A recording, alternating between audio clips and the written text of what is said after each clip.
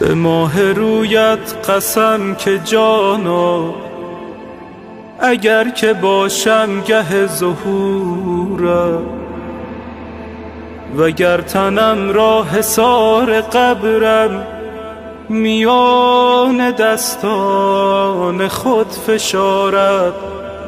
زمانه با داغ دوری تو گدازد این قلب چاک چاکم. دوباره سر بر ره تو سایم، به جانب پرچم تو آیم.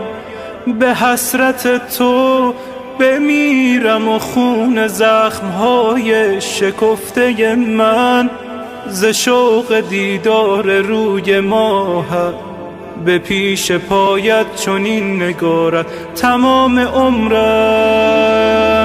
برای مهدی شود وجودم،